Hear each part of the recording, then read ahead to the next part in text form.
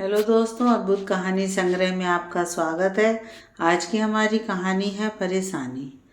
पता नहीं कैसे गुर सिखाए हैं इसकी माँ ने। नई बहू को तो जल्दी नहा लेना चाहिए। जेठानी प्रीति नई बहू नव्या को देखकर बोली।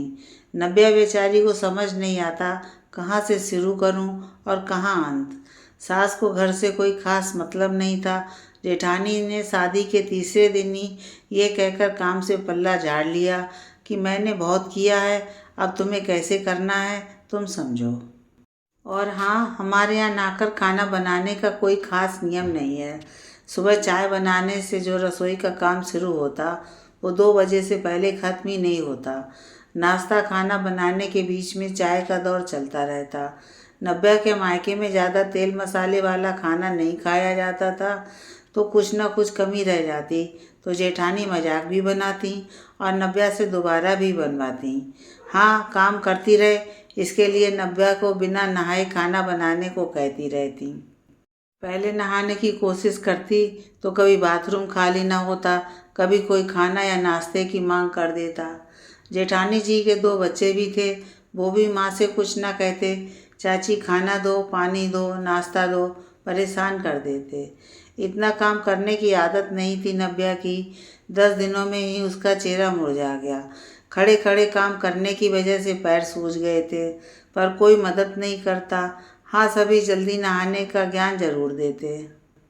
एक दिन नब्या की बुआ सास आईं। 12 बज गए थे। नब्या अकेली पसीने से लथपथ सब्जी बना रही थी कि प्रीति आकर बोली, जरा शरबत बनाकर लाना और पकौड़े चाय भी बना लेना, बुआ जी आई हैं। शरबत बनाकर नब्या बैठक में जैसे ही पहुंची, बुआ जी बोली, ये कैसा हाल बना रखा है, लगता ही नहीं है कि तेरी नई नई शादी हुई है। तुझसे अच्छी तो तेरी जेठानी लग रही हैं।